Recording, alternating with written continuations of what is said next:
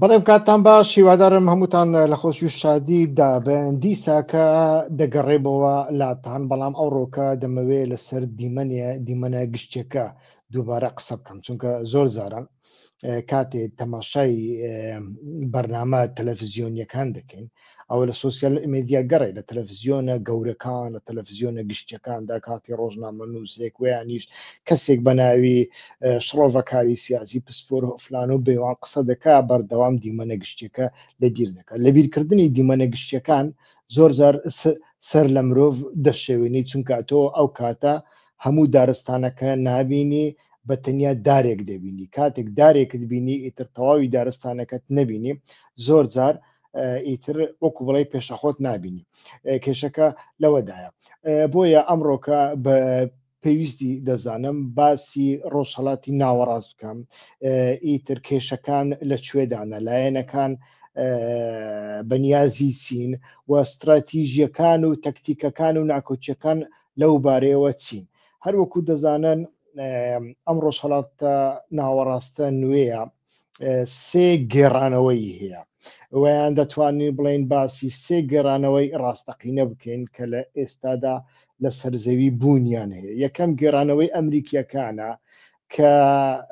بەردەوام لە بەرامبەر دڵسۆزیدا باس لە سەقامگیری دەکەن واتە ئێمە ناوچەکە سەقامگیر دەکەین ئێوەش دەبێ پابندی ئێمە بن ئەمە سیاسەتی ئەمریکیەکانە بە تایبەتی لە ساڵی نۆتەکان بە دواوە یعنی لە دوای شەڕی کەنداوی یەکەمیندا ئیتر ساز بوو ئێستا کە ژویانی هەتا سەردەمی بایدن بە تایبەتی ئەمە بەردەوام هەبوونی هەبوو ئێستا کە دۆناڵد ترامپ هاتووە ئەمە چ گۆڕانکاریەکی بەسەر دادێ جارێ نازانین بەڕاستی لە ڕووی واقعیەوە نازانین و ئەمە دەبینین لە زۆربەی گوتارەکانی ئەمریکادا باز دەکرێت و گێڕانەوەیەکی دیکەش ویانیش ئایدایەکی دیکەش ئێستاکە پەیدا بۆ ئایدای ئیسرائیلیەکانە ئەویش بریتە لە ئارامی لە بەرامبەر فراوانخوازیدا یان لە بەرامبەر زاڵبووندا بەردەوام هەوڵ ئەدا زاڵ ببێ ئیتر و بێگومان لەناو ئەو ئایدیا ئەمریکیەدا زۆر جاران بێ ئایدیاییش هەیە بێ فکریش هەیە و یانیش بێ پیلانی هەیە بۆ نمونە سەرۆکوەزیری پێشووی بەریتانیا بۆریس جۆنسۆن چەندین جار لە مێدیاکاندا باسی کردووە گوتیەتی ئیتر ئێمە عراقمان ڕووخان هێرشمان کردە سەر عراق خوێنێکی زۆرمان لێ ڕژا و ڕشتمان پارەیەکی زۆرمان خەرج کرد بەڵام هیچ پیلانێکمان نەبوو لە بۆ عراقدا لە پێشوەختدا ئێمە هیچ پیلانێکمان نەبوو هەروەکو لە ئەوەی ئەفغانستاندا بینیمان ینی هەندێک جار ئەو هێرشانەی ئەمریکا دەکرێنە سەر شوێنێک زۆر جاران تەماشا دەکەین ڕەتفعلە کاردانەوەیە یعنی پیلانێکی سەدی سەد استراتیژیک نییە کە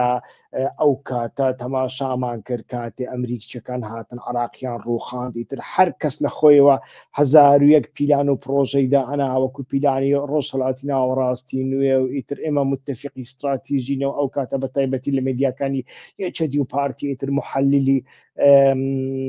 سەختیان دەهێنانە سەر شاشەکانیاندا ئەو جۆرە قسانیان دەکرد ئیتر ئەمە هەموو لایەنەکانی گردبووە و ببووە خیتابی گشتیش یعنی کەسێک کە گوتبای مەسەن ئەو کاتە بەبیرم دێ کۆمۆنیستەکان هەبوون ینی گروپێکی مارجینال بوون ئێستاکەش مارجیناڵن ئەمە ڕاستە و یانیش هەندێک لایەنی ئیسلامی هەبوون ئەوانیش مارجیناڵن ئەوەش ڕاستە بەڵام هەندێک شتیان دەگوت وا دیارە ئەوان لە ڕوانگەی ئەیدۆلۆژیەوە دەیان گوت نەوەکو دەرچیان بەڕاستیەکان دەکرد بەڵام لە ڕوانگەی ئەیدۆلۆژیەوە بەباشیان دەزانی کە بڵێن کوردەکان متتەفقی ئەمریکانی بابە ئێمەکەی نێ متتەفقی ئەمریکا پیلانی نییە لە بۆ لێدانی عراقدا پیلانێکی نییە ئەمە کاردانەوەی تر کاردانەوەیەکی ئەنجامدا دوای ئەوە تەماشای دەکا چی بەدەستدێنێ چی بەدەست ناێنێ ئیتر ئەمە بوو و ئیتر کاتێ ئەوانەمان دەبینین مەسەلەن لە زۆر شوێندا ئەوەمان دەبینی ئیتر کە کاردانەوەیەکی زۆر تند بەخۆیانەوە دەبینی تەن مەسەلەن بەبیرم دێ جارێکیان و ئەبزانم 2000 چەند بوو 2003 بۆ ئابڵێ تازە لە عراقیاندا بوو برادێکی کۆمونیست هات لە کۆبوونەوەیەکی گشتی و ئەبزانم لە ئەمستەردام بوو بەڵێ سازکرایتر کوردەکانی هەموو بەشەکانی تێدا بوون منیش لەوێ بوومیتر برادێکی کۆمونیست هەڵساویتر باسی لەو هێڕشەی ئەمریکا کرد کە ئەمریکا داگیرکەرە و ئەمریکا هاتووە پیلانێکی نییە و ئێمە متتەفقی ئەمریکانی کاکە دەردێکیان پێدا هەرکەما بوو دەریکەن وابوو بەڵام قسەکەیان ڕاز بوو هەرچەندە وەکووتم ئەوان لە ڕوانگەی ئیدۆلۆژیەوە تەماشایان دەکرێت گوتارەکانی بۆریس جۆنسۆن ئەمە یەک لای دەکاتەوە کە زۆر جاران ئەمریکا هیچ پیلانێکی نییە و گوتاری کۆندۆلیزا ڕایسمان هەیە باس لە ئەوە دەکا لە 2010 دەکا یعنی باس لە ڕۆژهەڵاتی ناوەڕاستی 2010 دەکا بەردەوام وشەی فەوزای دروستکراو بەکاردێنی فەوزای دروستکراو مەبەستی بەهاری عەرەبیە کە لە سەردەمی ئۆبامادا بەداخەوە دروست بوو ئیتر پیلانێک بوو و دیارە بەشێک لە چاودێران ئیتر حتا لۆبیستەکان مەسەن لۆبیستی ئیماراتی لۆبیستی سعودی لۆبیستی ئیسرائیلی لۆبیستی ئەرمەنی زۆر زار من لەوانیشم بیستووە کە ئەو پیلانە بە هاوبەشی لەگەڵ خامینەئی و لەگەڵ ئەردۆغاندا سازکراوە مەبەستیان پیلانەکەی ئۆبامایە بەڵام کە ئۆباما بینی نە ئێران و نە تورکیا ئەمەنین کە ئەتۆ بێ ئیسلام لە ڕۆژهەڵاتی ناوەڕاست و هەموو ڕۆژهەڵاتی ناوەڕاست تەسلیمی ئەوانە بکەیت ئیتر ئۆباما زوو پەنجەی خۆی گەستەوە ئیتر هێدی پەیوەندی خۆی لەگەڵ ئێران و لەگەڵ تورکیا تاڕیانی مەسافەتێکی ماوەیەکی خستە نێو پەیوەندیەکانیان ئەو پەیوەندیە وەکو جاران نەما و ئیتر دوایی بینیمان سووریا و یەمەن و لوبناان و لیبیا و ئەمانە چیان بەسەر هات مسر بە زۆر خۆی کۆکردەوە ئیمارات و سعودیا ئیتر یارمەتیاندا و ئیتر دوای ئەوە هەر بە ئۆکەی ئەمریکا ئیتر ئیخوان المسلمین کودەتایەکی لەسەردا سازکراو نەما ئیتر نەما و ئێستا کەش تەماشا دەکەین خەریکە نامینێ یعنی لە سووریادا ئیتر یەک لەو نەخشانەی کە ئێستا کاری پێدەکرێت کە ڕۆژ ئاواش لەو بارەیەوە ئیتر شانسێکی پێدراوە یەک لە مەسەلەکان ئەوەیە کە دەبێ هێزەکانی سووریای دیموکراتیک بمێنێونەوە ئاوێتە بن لەناو حکوومەتی ئەحمەد شەرعدا بۆ ئەوەی لە ئایندەدا ئەحمەد شەرعیش ئیتر ئیخوان مسلمین و هەموو ئەو گروپە جیهادیانە بە تایبەتی ئیتر جیهادیە ئاسیاییەکان ئیتر ئۆزبەک و ئۆغڕ و ئەمانە دەبێ لەناو بچن ئیتر لە بۆ ئەوە بێگومان چین و رووسیاش ئەمیان زۆر پێخۆش دەبێت چونکە ئەمانە خەڵکی ئەو ناوچەیەن ئیتر ئەمانە هەموو ئەو گۆڕانکاریان نەبوون کە لە ڕۆژهەڵاتی ناوەڕاستدا بینیمان و ئێستا کەش دەبینین چی دەکرێت ئێستا کە بەگشتی لە ڕۆژهەڵاتی ناوەڕاست سێ بابەتی استراتیژی هەن بەڕاستی ئەو سێ بابەتە ئێمە دەبێ ببینین لەسەر ئەو سێ بابەتە ئیتر سیاسەتەکان استراتیژیەکان تەکتیکان بەڕێوە دەبن یەکەمینیان وزەیە یعنی ڕۆژهەڵاتی ناوەڕاست بە ناوچەیەکی وزە دەوڵەمەندە ئەم وزەیە بە تەنیا نەوت نییە بەڵکو غازی سروشتیە بەڵکو لە ئایندەدا ئیتر کانزا دەگمەنەکان بن کە لە بۆ تەکنۆلۆژیای مۆدێرندا ڕۆڵێکی زۆر تایبەتیان هەیەەوە لە هەمان کاتدا بەهۆی ئەوەی لەو ناوچەیەدا وزەی خۆر زۆرە ئیتر لە بواری وزەی سەوزیشەوە ڕۆڵێکی زۆر گرنگی هەیە ئیتر دوای ئەمە مەمەڕەکان دێن مەمەڕەکان ڕۆژهەڵاتی ناوەڕاست هەم بە ئەفریقا دەبەستنەوە هەم بە ئەوروپا دەبەستنەوە ئیتر ئەمانە زۆر گرنگە ئەو مەمەڕانە چێ کۆنتترۆلی دەکات چێ کۆنتترۆلی ناکە لە ئایندەدا لە هەژمونگەرایی ئیتر جیۆپۆلۆتیکدا ڕۆلی شێری بەردەکەوێت ئەمە زۆر گرنگە و ئەماش بابەتێکی استراتیژی. بابەتی سێمین ئاسایشی ئیسرائیلە بە تایبەتی بە وڵاتانی خۆرئاوە. ئاسایشی ئیسرائیل زۆر گرنگە و لە پێناوی ئەم ئاسایشە ئەوان هەموو شتێک دەکەن. بەڵام لەو ناوەدا سێ لایەن هەن کە ئەمانە هەم متتەفقن بەیەکەوە کار دەکەن، هەم لەگەلێک بواردا ئیتر ناکۆچیان هەیە لەگەڵ یەکتریدا. ئەمەش پارادۆکسێکی زۆر گەورەیە. یعنی لەلایەک بەیەکەوە کار دەکەن، بەرژەوەندیان هەیە، بەڵام لەلایەکی دیکە بەرژەوەندی ناکۆچیان هەیە. ئەمانەش دیسان ئەمریکا، ئیسرائیل و عەرەب کە ئەڵێن عەرەب مەبەستمان زیاتر وڵاتانی بەهێزی عەرەبە، واتە وڵاتانی کەندا و زائید مسر، چونکە مسر ڕاستە وڵاتی کەنداونیە، زۆر دەوڵەمەندە، بەڵام مسر بەهۆی دانیشتوانەکەی، بەهۆی پێگەی سەربازیەکەی و بەهۆی پێگە جیۆگرافیەکەی وڵاتێکە وەکو برا گەورەی عەرەبەکانی دەناسرێ لە زۆر بواردا. ئیتر لەو بارانەدا تەماشا دەکەین سێ بۆچوون هەنا. ئەو بۆچوونانە هەم لەگەڵ یەکتری هاوکارن لەناو دیالۆگدان، لەناو پەیوەندیدان، هەم لەگەڵ یەکتریش لەناو ناکۆچیدانێ. ئیتر ئەمریکا چی دەوێت؟ ئەمریکا دەیەوێت کۆنتترۆلی وزە و کۆنتترۆلی مەمەڕە ئاویەکان و ئاسایش لە بۆ ئیسرائیل دابین بکە. نقطە. ئەمە استراتیژی ئەمریکا، هیچی دیکە نییە. ئەمریکا لە عراق دەمێنێتەوە نامێنێتەوە، ئەمریکا لە سووریا دەمێنێتەوە نامێنێتەوە، هەموو بەوانە پابندە، بە هیچ شتێکی دیکە پابند نییە. ینی بەوە پابند نییە کە ئێمە دڵسۆزین و یانیش کە ئێمە شەڕمان کردووە لە بۆ داعش. ئەمانە هەمووی حکایەت و شتی عاتفینیانی لە سیاسەتدا شتی وهانە. ئیسرائیل چی دەوێت لە ناوچەکەدا؟ ئیسرائیل دەیەوێت زاڵبوون بەهێز و تەکنۆلۆژیا زاڵبوونی خۆی بسلمێنێ. بەڵام کێشەکەی ئیسرائیل لێرەدا چیە؟ بە هیچ شێوەیەک ئامادەنیە لایەنەکانی دیکە بەشداری پرۆژەکانی ئەو بکەن. ئەوە یەک لە کێشەکانی ئیسرائیلە کە ئێمە ئێستاکە دەیبینین. هەر لە بۆ هەندێک تەماشا دەکەین ئیسرائیل لە زۆربەی زۆری پرۆژەکانیدا ڕاست لە ڕووی سەربازی ئەتوانی وێران بکە، هێزێکی زۆر گەورەی ئەتوانی بکوژی، ئەتوانی تیرۆر بکە، ئەتوانی وێرانی بکە، ئەتوانی خەڵک بترسێنێ. بەڵام لە کۆتاییدا تەماشا دەکەین لە غەزەیەکی زۆر بچووکدا لە ڕووی سیاسی، لە ڕووی استراتیژیەوە سەرکەوتن بەدەست ناهێنێ. لە ڕووی سیاسیەوە تەماشا دەکەین ئەو مێژووە گەورەیەی جوولەکە، مێژووی 2000 سال هەمووی خستە ناو تەنەکەی زبڵەوە، کە مێژووەک بوو لەسەر بنەمای مەزلومیەت، لەسەر بنەمای مەغدوریەت، لەسەر بنەمای جینۆسایدکردن دروست ببوو و ئەو مێژوەش بووە هۆکاری دروستکردنی ئیسرائیل. هەر ئەو مێژوەش بووە هۆکاری ئەوەی کە هەر دەوڵەمەندێکی جوولەکە لە دنیادا هەیە بەشێک لە پارەکەی خۆی بداتە ئیسرائیل. ئێستاکە ئەمە نەما. ئیتر ئیسرائیل وڵاتێکی جینۆسایدکارە. خلاص بڕایەوە چوو. بەڵام لەناو ئیسرائیلدا بێگومان دیدگای جیاوازەنە. یعنی مرۆڤ ناتوانێت هەموو شتێک بخاتە ناو یەک پێوانە. مەسەلەن دیدگای زایۆنیزمە کلاسیکیەکان هەیە، ئەمانە بنەمای بوونی ئیسرائیل پێک دێنن. ئەمڕۆکە بە شێوەی جیاواز دەردەکەون. بۆ نمونە دیدگاکانی هاریدی هەیە،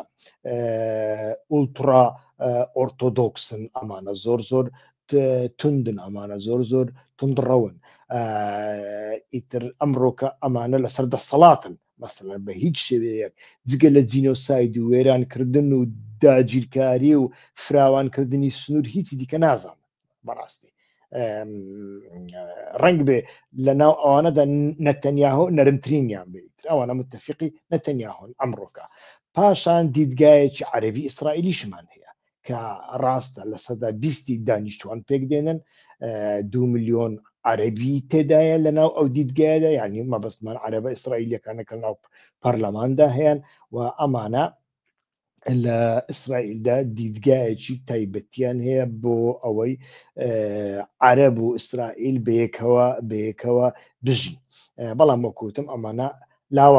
لاواز نوێنیش لاواز کراون. دیدگای لیبراڵەکانمان هەیە، ئەمانە پۆست زایۆنیستەکانیشیان پێدەوترێ و یانیش گشتگیرەکان گلۆبالیستەکانیان پێدەوترێت، جوولەکە گلۆبالیستەکان زیاتر لە پشت ئەمانن. ئەمانش دیدگایەکی زیاتر لیبرالی ئابووری سربەستی ئازادیان هەیە کە دەیان هەوێ هەموو ململانێکان لەسەر بنەمای ئاین و ڕێگەز و ئەمانە هەتا خاک بەلاوە بنێن لە جیاتی ئەمە لەسەر ئەنتیگراسیۆن ئاوێتەبوون کار دەکەن، لەسەر ئابووری کار دەکەن، لەسەر خۆشگوزەرانی کار دەکەن و پێیان وایە ئەگەر ئەم کێشانە چارەسەر ببن ئەمە ئەوە دەبێت. ئەمە چەند گروپێک بوون لە ناو ئیسرائیلدا، بۆیە بە پێویستم بزانی شی بکەمەوە. پاشان باسی لایەنی ئەمریکی و لایەنی ئیسرائیلیمان کرد. لایەنی عەرەبی چی دەوێت؟ لایەنی عەرەبی و ئیسلامی چی دەوێت لە ناوچەکەدا؟ ئەمەشیان تا ڕادەیەک ئاڵۆزە. بۆ نمونە لایەنی کەنکاڵین لە لایەنی عەرەبی و ئیسلامی مەبەستمان ئێران و تورکیاش دەگرێتەوە. مەسەن ئێران و تورکیا و حتا هەموو عەرەبیش ئەتوانین بڵێن، عەرەبیش هەتا ڕادەیەک بێخەناوێ زیاتر لە مەسەلەی ستاتوکۆپارێزی، یعنی ئێمە چۆن بتوانین سەروەری خۆمان قەواری خۆمە بپارێزین، هیچی دیکەن، یعنی ئەو دەوڵەتە ئەو ئیمپراتۆریەتە کۆنا چۆن نەڕوخێ، هەموو دەردەکەیان کێشەکەیان ئەوەیە. بەڵام لەناو ئەوانەشدان گروپی کەنداومان هەیە. گروپی کەنداو گروپێکی جیاوازە، یعنی لەگەڵ هێشتنەوەی سەروەری، یعنی کە مەترسیان هەیە ئیسرائیل سەروەریان لێبستینی، ئەمریکا سەروەریان لێبستینی، ویانیش ئیخوان موسلیمین سەروەریان لێبستینی. لە بەرامبەر جگە لەمە استراتیژی گەشانەوەیان هەیە، ئەلتەنمیە، یعنی ئەمە بە تایبەت وڵاتانی کەندا و سعودیە و ئیمارات تا ڕادێ قەتەریش، قەتەر و بەحرەینش و کوێتیش لەسەرەوە کار دەکەن. ئەویش مەسەلەی گەشە پێدانی عقلی تەکنۆلۆژیە، گەشت و گوزارە، ئابووریە، ئیتر کار دۆزینەوەیە. تا ڕادەیەکیش لە بەرامبەر ئەمانەدا پێویستە ئیسلام تەنبێ بکرێ، ئیتر بەعاقل بکرێ، نەرم بکرێ و بۆ ئەوەی ئابووری و خۆشگوزەرانی و گەشت و گوزار و چونکە ئاین لە بەرامبەر ئەمانەشدا کێشەیەکی زۆر زۆر گەورەیە. لە کوردستانی عێراقدا لە هەندێک شوێندا ئەتۆ ناتوانانی بیرێک بخۆیەوە، لە هەندێک شوێندا ئەتو ناتوانانی بە ئارەزوی خۆی جلێک لەبەرکەی. من ئەچمەوە ئەتوانم لە هەولێر بە شۆرتێک بگەڕێم، ئەتوانم، باش، بەڵام زۆر جار خەڵکم بینیەوە شۆرتی لەبەردا بووە، دەستی لە بۆ تەکسی ڕاگرت، تەکسی ڕای نەگرتووە. خەڵکم بینیەوە قوتووە بیرەیەکی پێ بووە، تەکسی ڕای نەگرتووە لە بووی. یعنی ئەمانە کێشەی زۆر زۆر گەورەن لە ناو کۆمەلگاکاندا هەن. ئیتر بێگومان گەشانەوە، ناوچەکە پێویستی بە گەشانەوەیە، ناوچەکە پێویستی بە ئارامی هەیە. بەڵام یەک ئەو ئارامیە ئێستاکە کە دۆناڵد ترامپ و نەتەنیاهۆ باسی لێوە دەکەن، ئارامیەکە بە زەبری شەق، بە زەبری گوشار. کێشەکە لێرەدایە و لێرەدا تەماشا دەکەین بەڕاستی سەرباری ئەوەی هێزێکی زۆر زۆر گەوریان هەیە، بەڵام تەماشا دەکەین پیلانەکەیان سەرکەوتو نابنیان، ناچار دەمینێن یان جینۆساید بکەن یان دەبێت پیلانێکیکە دروستکەن. مەسەن بۆ نمونە چەککردنی حیزب الله تەماشا دەکەین، چەککردنی حیزب الله هەرچی دەکەن، اتفاق دەکەن لەگەڵ میشل عون، اتفاق دەکەن لەگەڵ کریسیانەکان، اتفاق دەکەن لەگەڵ سنیەکان بۆ ئەوەی حیزب الله چەک بکەن، بەڵام هەر بوێن ناکرێت، هەر بوێن چونکە بەتەنیا لە ڕێگەی گوشارەوە دەکرێت، لە ڕێگەی سازان نیە، لە ڕێگەی ئیشتراک نییە. ئیتر بەردەوام هەڕەشە لەسەر هەڕەشە لە چین دەکا، بەڵام دوای ئەچێ پەشیمان دەبیتەوە، هەڕەشە لە ڤێنزوێلا دەکا، هەڕەشە لە کەنەدا دەکا، هەڕەشە لە گرۆندلاند و دەنیمارک دەکا، ئیتر چزانم هەڕەشە لە رووسیا دەکا. ئەوڕۆکە موشک بە ئۆکرانیا دەدا، سبەینێ ئەڵێ چەکی پێ نادەم. ئیتر ئەمەیە لە بۆ هەندێش ئەمە سەرکەوتو نابی. و ئەو گەشانەوەی کە وڵاتانی کەندا و وڵاتانی ئابوووریەکەیان بەهێزە باسی لێوە دەکەن، گەشانەوەیەکە بەتەنیا لایەنە لیبرالیەکەی ئابوووریەکەی هەیە، لایەنە گەشت و گوزاری و لایەنی گەشت و گوزار و عەقلی دەستکرد و ئەمانەی هەیە. بەڵام هەتاوەکو ئێستا نابینین لە ڕۆژهەڵاتی ناوەڕاستدا هێزێک، لایەنێک باس لە لایەنی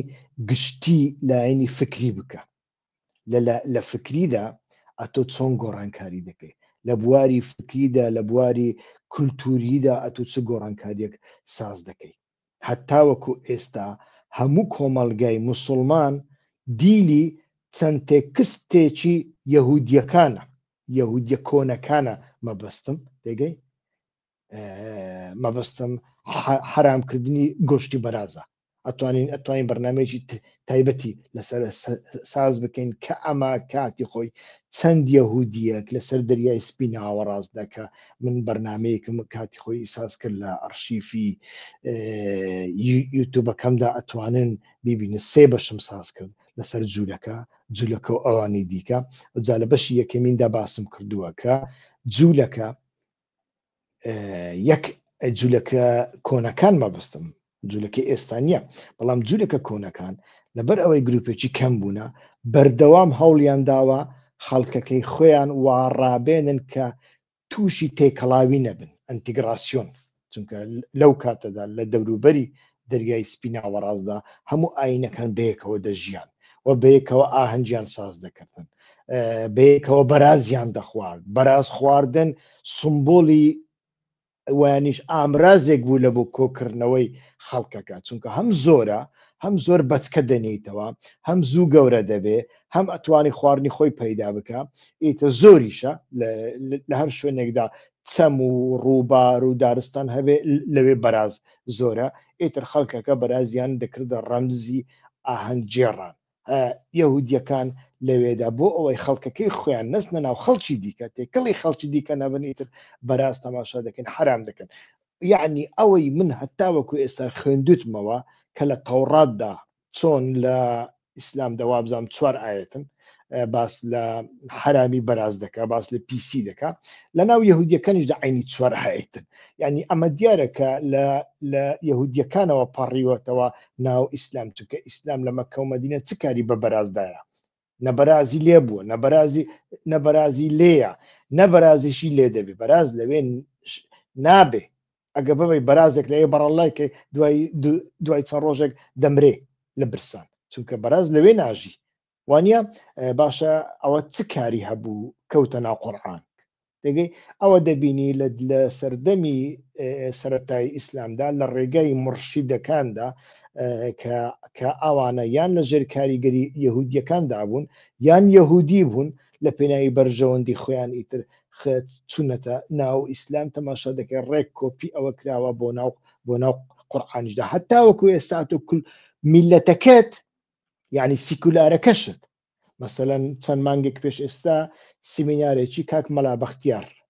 لە بەلجیکا سازکرا لە شاری گێن برادرێکی زۆر خۆشەویستم هەیە ئیتر گوتی من دەچم هەر دەبێ ئەتۆش بێ ئیتر چوم وەڵک کاک بەختیاریشمان بینی ئیتر دوایی گوتیان بەیەکەوە بابچین خواردنێک بخۆنیت لە ناو جادە پیاسەمان دەکرد و ئیتر ئەوانەی کە لەگەڵ کاک بەختیار دابوون بە دوای ڕێستۆرانتێک دەگەڕان بۆ ئەوەی نانی لێ بخۆن لە هەر ڕێستۆرانتێک گەڕان گوتیان ئەمە گۆشتی بەراز ئەفرۆشی ئەمە بەراز وڵا دوایی ئیتر هەمیانم ڕاگرت بە کاک بەختیاریشە گوتم کاکە مەلا بەختیار بەخۆی دەڵێ گۆشتی وشتر لە گۆشتی بەراز خۆشترە ئێوە لێرە نە مسڵمانێک هەیە لی بترسن نە لە هەولێری ئەتۆ نە لە سلێمانی لە بۆ چ ئەترسی دەکا با بچین دانیشین گۆشتی بەراز ناخۆی شتێکیکە دەخۆنی ئیتر هەمویان کردێ هەمویان پێکەنین ئیتر بە کاک مەلا بەختیاریشەوە ینی ئەو نمونەیە بۆچی هێناوە تۆ خەڵکە سیکولار و ئەلمانیەکەشت لە ژێر کاریگەری چەند تێکستێکی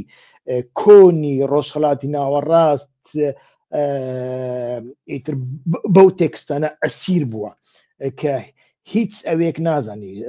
بۆ ئەسیر بووە دۆگما چییە؟ دۆگما قورئان وای گوت تەواو نابێ گفتوگۆ هەڵ ناگرێ نابێت تو پرسیار بکەی نابێ قسەی لەسەر بکەی ویانی چەند قسەیەکی قۆڕت بۆ دەێتەوە ئەڵێ تووشی نەخۆشی دەکات باش ئەگە بەراز تووشی نەخۆشی کردبووای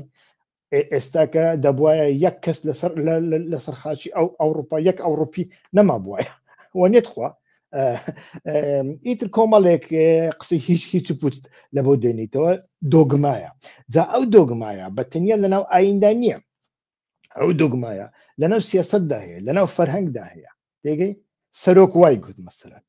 سەرۆک وای گوت کاکە سەرۆک وای گوت تەواوی ترچوو ناوێ گفتوگۆی لە سەرکۆی ناوی پرسیار بکەی ناوێ گومان بکەیت تێگەی ئەگەر گومانت کرد دەبێ زندق چۆن ئیتر معتەزیلە بوو بە زندق لەناو حیزبەکانیشدا لەناو حیزبەکانی ڕۆژهەڵاتی ناوەڕاستیشدا هەر کەسێک پرسیار بکە دەبێتە زندق وانە دەبێتە لادەر دەبێتە خۆفرۆش دەبێتە جاش وانە ئیتر ئەمە لە کۆی گشتی فەرهەنگەکەدا کێشەیەکی زۆر زۆر گەورەیە لە بۆ هەندێک ئەو پرۆژانەی لە بۆ ڕۆژهەڵاتی ناوەڕاستدا ساز دەکرێن کە باس لە ئارامی و گەشانەوە دەکەن بێگومان ڕاستن بەڵام ناوەڕۆکەکەیان چۆن پڕ دەکرێتەوە هیچ لایەنێک ئەو لایەنانێک کە سەرپەرشتی ئەو پرۆژەیە دەکەن کە ئەو نەخشەیە بەڕێوە دەبن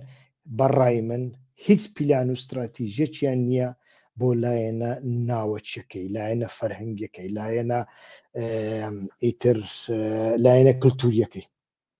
کاتێ ئەمە نەبێ ئەتۆ بەتەنیا بە پارە و بە خۆشگوزەرانی و ئەمانە ناتوانانی کێشەکان چارەسەر بکەیت وانە ئەمە یەکێک لە گیر و گرفتەکانە ئیتر بەو شێوەیە دەبێت لەو چوارچێوەیەدا چوارچەوەی ئەو نەخشە گەورەیەدا تەماشای هەموو بابەتەکان بکەین نەوەکو بێ لە چوارچێوەی ئەوەدا ئەمریکا پشتگیری لە هەسەدە دەکا ویانیش فلانە کەس پشتگیری لە فلانە کەس دەکە یان نیکە فلانە کەس دڕۆخیان ناڕۆخێ نەخێر لەو چوارچێوەیەدا ئەگەر ئێمە تەماشای هەموو بابەتەکانمان کرد ئەمە ئەتوانین لە ئایندەدا ببینین کە لە ئایندەدا لە دوای هەڵبژاردندا لە عێراقدا چ گۆڕانکاریەک ڕوەدا لە ڕۆژهەڵاتی ناوەڕاستدا بەگشتی چ گۆڕانکاریەک ڕوەدا لە ئاسیا چ گۆڕانکاریەک ڕوەدا حتا بەرنامەی ئایندە کاتێکی خۆش بەردەوام بن لە پشتگیریکردنتان بە تایبەتیش ئەو پشتگیریەی کە زۆر جار باسی دەکەم ڤیددیۆکانمان لەسەر سۆسیال میدیاکانتاندا بڵاو بکەنەوە تکایە ویانیش لە ڕێگای پریڤات لە بۆ دۆست و هاوڕێکانتان بنێرن و داوایان لێ بکەن ئەوانیش ئیتر سوود لە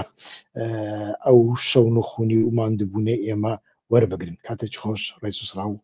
لە بۆ هەمووتان هەر بژین